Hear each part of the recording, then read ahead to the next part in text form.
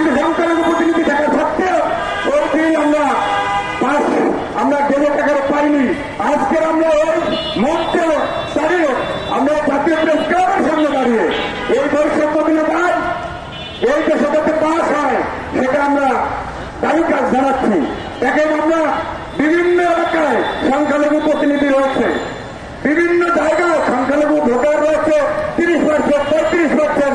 বাংলাদেশে এই যে বর্তিত জনগোষ্ঠী, নির্যাতিত ভঙ্গিত এই যে অনুন্নত সম্প্রদায়ের লোকজন, এরা কিন্তু বাংলাদেশে 30+ যে আসন, 30 থেকে 35টা আসনে এরা নিজেদের ভোট দিলে এরা কিন্তু ক্ষমতায় যেতে পারে, কিন্তু বিশেষ কোন রাজনৈতিক দল এদেরকে দাঁড়াতে দিবে না।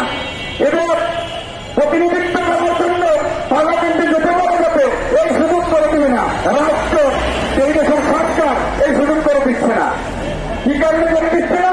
কিছু বন্ডিং দিয়ে দিচ্ছে যে সরকার প্রতিনিধি যারা সংসদ সদস্য অর্থাৎ পার্লামেন্টের জন্য যে নির্বাচন ব্যবস্থা, সে স্বতন্ত্র নির্বাচন ব্যবস্থায় স্ব এলাকা থেকে দাঁড়াতে হবে।